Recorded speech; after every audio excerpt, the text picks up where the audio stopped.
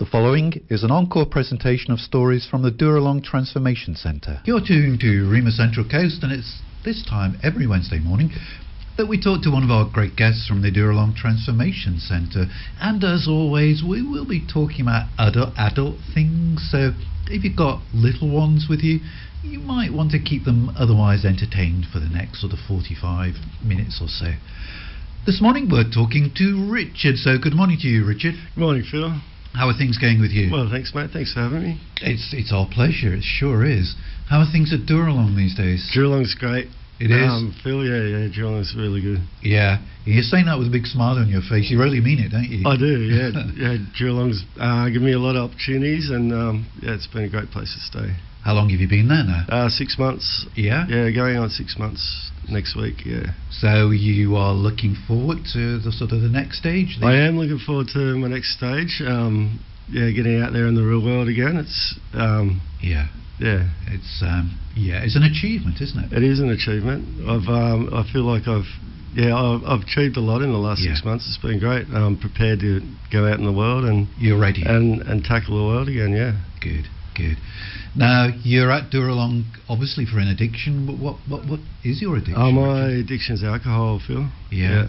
And when did that first make its presence felt in your life? I think it took me a long time to realise I had my addiction. I realised about 4 years ago, maybe. Yeah. And it just got hold of me, the alcohol. Yeah. You say you realised it was an addiction 4 years ago, but you've been drinking for a long time? I have been drinking for a long time, since I was a young kid. Yeah. In the pub, 16, 17. Yeah. And it's so widely available, not just here in Australia, but throughout the sort of Western world, isn't it? Drink, it's socially acceptable in some ways. We've got bottle shops, we've got pubs, it's part of the culture. Oh, definitely a social aspect. That was what we did back in the day, back when I was at that age, I was in the pub, and I couldn't celebrate my 18th birthday at the pub because I'd been there 2 years already. Is that right? So, a bit of a giveaway. That was just what you did. Yeah. So it started for you as a teenager, a very young teenager, 13, sure. 14, something like that? Oh, yeah, around about, yeah. Maybe a little bit over 15, 16. Yeah. And you were telling me before we sort of came on air that it was just purely a social thing, really. You were drinking with the older kids. That's right, yeah. That's right. I grew up with some older relatives and their mates, and it was just what we did after work and during work, and it was just the way we lived, yeah. And you had a good home life? I had a great home life, yeah. As a young child, I had a great home life. My parents separated when I was about 13, 14, so everything went a bit messy from there on. Yeah. Do you think that might have at least been a contributory factor? Oh, definitely, Phil, yeah. Yeah, for sure. One of the triggers. Yes. Yeah, because there would have been grief and heartache and anxiety around Mum and Dad splitting up, and I suppose the drink just took the edge off it. Correct, yeah. For a little while. Yes, it did. Yeah. You say you were drinking all your life from that point on. What sort of industry did you go into, Richard? I was a removalist for a little while, for quite a few years, from 20 on, and then I became a demolisher in the construction industry, and that was sort of part of life as well, around the boys. Yeah, but it does sound a bit of a dangerous combination, being in the demolition industry with all those wrecking balls and and heavy machinery. Yeah, correct. Were you drinking at work? I was drinking at work, yes, in the later years. Yeah. Yeah, I hit it very well. I was functioning well. I thought I hit it very well. Yeah. I was functioning alcoholic there for a while, but it just caught up with me, Phil, in the end. Yeah. How did it catch up with you? Physical. It was a very physical addiction for a long time. Yeah. And I just needed the alcohol to function. It was just part of my daily routine was to have a drink.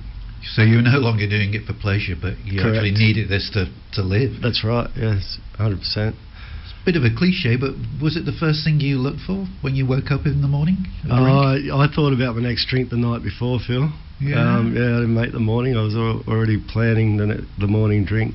The night before. So. How much a day were you drinking? Quite a bit, mate. To put numbers on it, I don't know. Yeah, too much. Yeah. Yeah, too much. Beer, spirits, wine. Beer and wine. In the end, I was drinking bottles of wine before work in the mornings. Gradually taking over your life, isn't it? It took over, yeah. Self-focus. Yeah. If it's the first thing you think of in the morning, or actually in your case, the night before, you know you're in trouble then, don't you? You know you're in trouble then. Yeah. So what prompted Richard to sort of reach out for help? Well, as you say, Phil, the industry I was in was getting dangerous. It was dangerous to work. It was affecting my family. It was affecting every part of my life. Every aspect of my life was starting to be affected. You know. So by this time you had a family? Well, yeah, my sons. I raised my two sons, and they didn't like me drinking at all. I drank through their whole lives, and yeah, I was a changed person when I was on the drink. So they'd had enough, and they were concerned about my health. Yeah. So I was greatly concerned that it was affecting them. So that was a major part. So all through the time of bringing them up, and you mentioned you were a single dad, all through those early childhood years for them, there was still alcohol in your life. Correct. Yes. Yeah. And you said you were. They said that you were a changed person. I was a changed person. Yeah, I got a bit angry. Yeah. Which was they were very worried about me getting angry. I was a different person. So the motivation for change was really the effect your lifestyle was having on your kids. Yes, yeah, for sure. Which is a pretty powerful motivator, really, isn't it? Yeah, I love my boys. Of course you do. I love my boys, and yeah, for it to affect them as much as it did, yeah. So they took Dad aside and said, "Look, Dad, you got to do something about this." They definitely did. Yeah, They definitely did. Yeah. So what did Dad do about it? I went straight into a detox, and got some help at Dooralong, and yeah. Okay. Dooralong wasn't your first? No, I did a short stint in Who's at Roselle about 3 or 4 years ago. Yeah. But I didn't find that I wasn't compatible at Who's there, and it wasn't working for me there, so I only stayed for a short time. And how were things after that shortish stay? I did go into recovery for a couple of years after that. I was with had a partner at the time, and got a lot of help from her. So there must have been part of you that was thinking, well, I may not have this cure, but I'm on top of it. I can live with this. Oh yeah. I thought I was on top of it. I was on top of it for quite a while. Yeah. Can we ask why you fell off the wagon, as they say? Well, the partner I just spoke about, I had a breakup in that relationship, and I went back to old habits. Back to the alcohol. Back to old habits, yeah. Yeah. Okay. Talking to Richard from the Dooralong Transformation Centre, he was telling us before the break of his descent into alcoholism as a single dad, as somebody working in the construction industry or the demolition industry. He found himself drinking all waking hours, basically. Richard, is that right? That's right. But it was the first thing that was in his mind of a morning. He would drink before he went to work, he would drink at work, and he would drink after work. His sons are really worried for him, and they take him aside and say, "Dad, you really got to do something about this." And you go into a detox. Correct. Yeah. Now look, we've really concentrated with other guests on the work that they do at Dooralong, and we'll come on to that in a moment. We haven't really talked to our guests about what happens at a detox. So where do they do the detox? They don't do this at Dooralong, do they, the detox? No, they don't do it at detox. At Dooralong, there's few detox centres around. I went to Wang Hospital detox unit. Yeah. So you go in, you probably had your last drink the day before, or perhaps even earlier that day. What happens to you in detox? What do they do? Basically, they look after you and get you back to health. They feed you up and medication, vitamins. You're making it sound not too bad, but I'm sure it's it's a very lonely place, mate. It's a very lonely place. Because your body is craving alcohol, isn't it? That's right, yeah, that's right. The medication helps you. There's a lot of withdrawal symptoms involved coming off alcohol, so it has to be looked after appropriately. That's why the doctors are there. That's right, yeah. There's tests all the time, there's blood tests. So what are some of the withdrawal symptoms? Night sweats, a lot of trembles, a lot of shakes. that's the two major ones that I had. So when we see on the movies of people going into a detox unit and then sort of the body shakes and the sweats, it's real. 100%. Yeah. Yeah. Yeah. Were you ever tempted just to walk out of that hospital? Every day, I think, Phil. Yeah. Every day it would have been good to go out. But you are looked after well there, so yeah. And makes it a bit easier. Their mission isn't to address the reasons for the alcoholism or anything like that, which is a rehabilitation side of it. Their mission is just to get those toxins out of your body, so that you're free of all traces of alcohol, and your body is functioning in a stable way. That's right. How long does it take, that detox? About 7 days, 5 to 7 days. Yeah. 5 to 7 lonely days. Yeah. And are the earlier days the worst? Yes. Yes, definitely. Yeah. So, do you go straight to Dooralong from that detox unit? I did this time, yes. I did go straight there. I was lucky to get a phone call. I got the phone call the day I was leaving, and it was Dooralong on the other end, so I was pretty happy about that. And for one of the very few times in your life, you're leaving the Wyong detox unit, going to Dooralong, and you're actually sober. I was sober. Yeah, I was 7 days sober. And they pick you up in the bus, I think, don't they? Yes, we go in the bus. Yeah. And they drive you down the Dooralong Valley. What are you thinking as you're driving down the Dooralong Valley? Because your body still must be a little bit fragile, I imagine. Oh, you definitely. Your body's fragile. Your mind's very fragile. And you're sort of thinking, what am I getting myself into? Yeah. Have I done the right thing? Yeah, it's a big step. It's a big step rehabilitation. So it's a bit scary.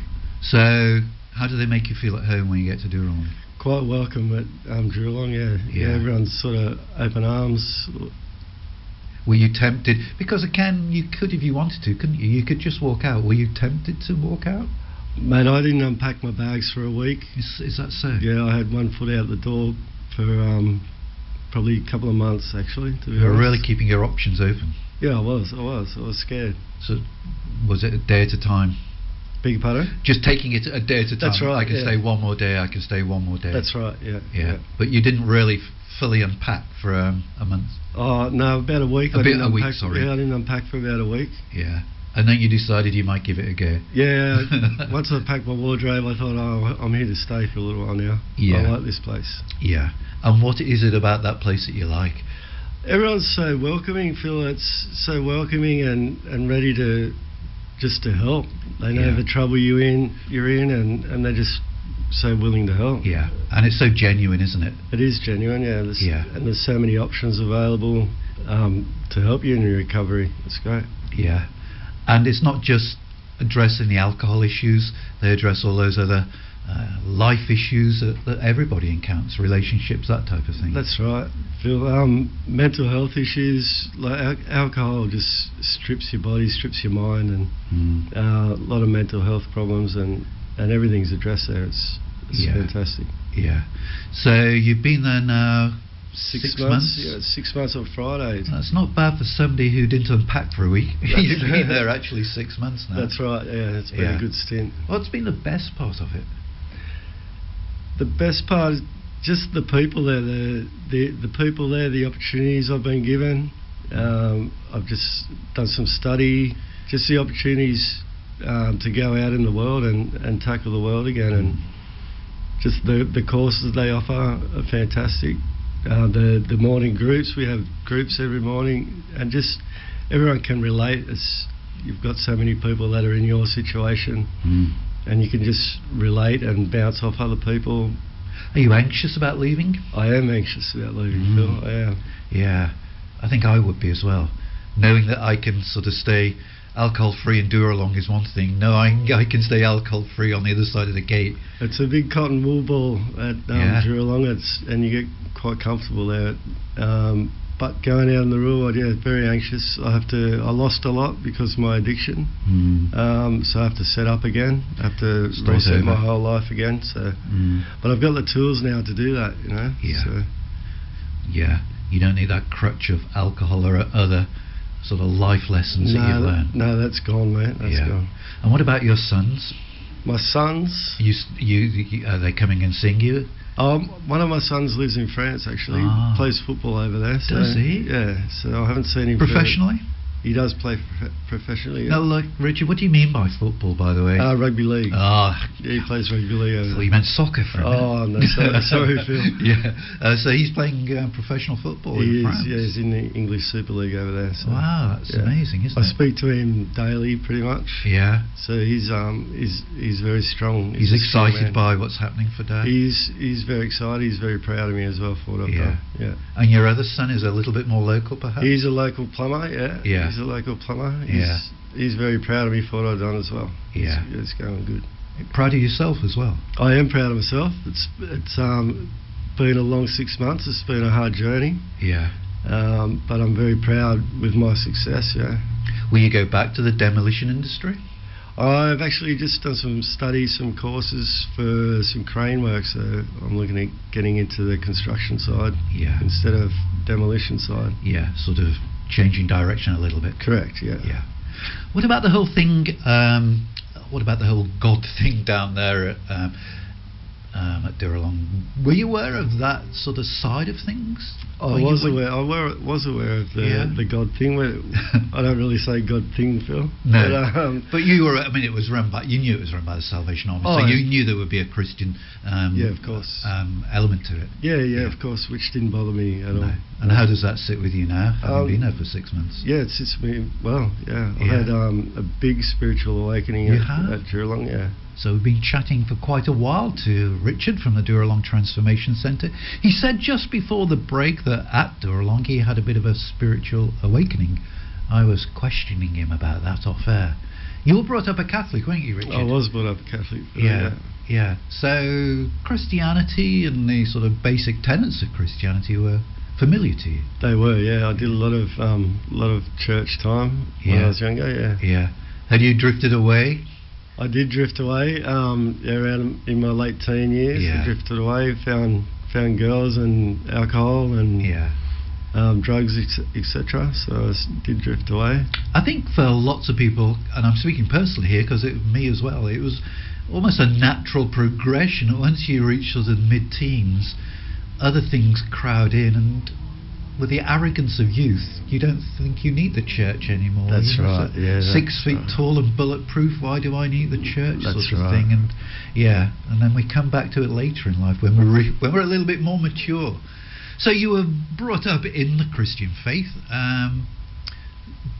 the Catholic denomination, which means I think that probably the chapel worship nights at Dooralong would have been very different to the church services that you were used to. Yeah, they're very different, Phil. What did you make of those? I thought it was a bit of a cult, I thought they're trying to brainwash me here, but I've become quite comfortable at chapel. Yeah. And you talked before the break about a spiritual awakening. What's the realization for you that spiritual awakening that's happened for you? I guess I've been open-minded to a higher power, and I've accepted that there must be a higher power. You know, everything happens. A lot of things have happened. A lot of good things have happened, and there's got to be a reason for that. Yeah, and we know what that is. That higher power we call God. That's right, God. Yeah. So you're a regular attender now at chapel nights? I am a regular attendee. And you're telling me you go to one of Salvo's local churches every Sunday as well? I go to Long Jetty chapel on Sunday mornings, yes. Yeah. So will that continue to be a fixture in your life? Not necessarily that church, but will church continue to be a fixture in your life? I will attend church after I leave Dooralong. I get a lot out of church, that's good. Yeah, I think we all do. I think we all get a lot out of church. So, how much longer have you got, do you think, at Dooralong before they say, Richard, you're ready? Probably be a couple of months still, Phil. I want to go out prepared. So I've still got some organising to do. And it would be silly, wouldn't it, after 6 months to rush the final few weeks and not wring every last drop of goodness out of Dooralong. That's right. I don't want to waste this time, this precious time that I've spent there. I don't want to waste that, so I want to go out ready. Yeah. And your sons will be welcoming you with open arms. They will be. Except one who's in France. One who's in France. He's the professional He'll be on footballer. the phone, but He'll be on the phone, but your other son will be ready to welcome you. Yes. Yeah. Will you live locally, do you think, or? I'm going to go where the work is, Phil. Of course. I want to be stable when I get out, so I have to find on the back of these courses I've attended. Yeah.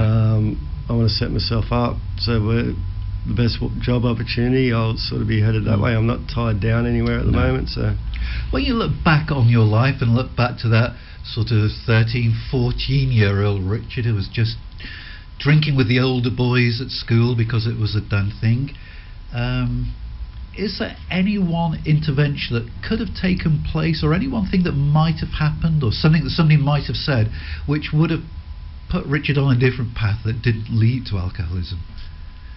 Or do you think it was you were just a victim of, well, not a victim, but it was just, I won't say preordained either, but you were just a victim of the circumstances in which you were being brought up? I think it was just circumstances, Phil. Yeah, and your mum and dad breaking up around about that age and everything. Yeah, I think that played a big part. Yeah, and if you could talk to another young lad, 13 or 14, who's hitting the drink really hard now, perhaps going through what you went through with a mum and dad splitting up, have you got any advice for them? Oh, don't do it.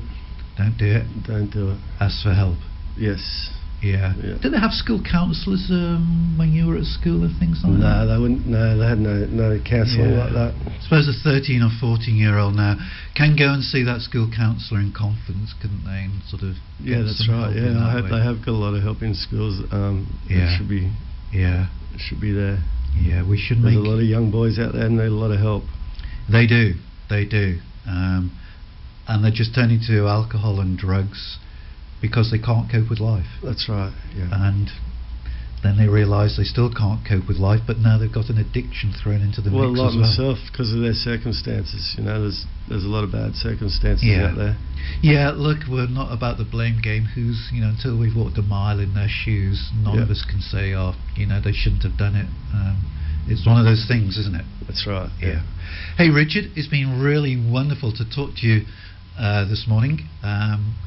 And a number of some REMA will actually probably see you tonight, because Dooralong have been very generous in inviting 4 or 5 of us from the radio station to join in your chapel night service tonight. So sounds great. It'll be nice to have you there. They've also invited us for the roast dinner first, so perhaps you can give us a sneak peek at the menu. What's on the menu? A bit of roast lamb tonight. Roast lamb, is it? Good. I'll put some apple sauce aside for you. Okay, that'd be terrific. Thanks a lot, Richard, for coming in. Thank you, we wish you, we pray God's blessing on your life as it unfolds in the future. I think you spend many, many happy, addiction-free days with your boys. Thank you very much, mate. Appreciate it. Okay, let's have some more. Oh, isn't this appropriate? Here's another one of those God coincidences thing. The title of the next track is called Chainbreaker, which is what Dooralong do. Chainbreakers, one of our favourites. They like that one out there. Yes. Okay, so turn up the volume out at Dooralong. It's Zach Williams, Chainbreaker. You've been listening to an encore presentation of the Dooralong stories, which can be heard live every Wednesday at 10 a.m. and repeated 8 p.m. Sunday and 1 a.m. Wednesday, right here on 94.9 rema.cc.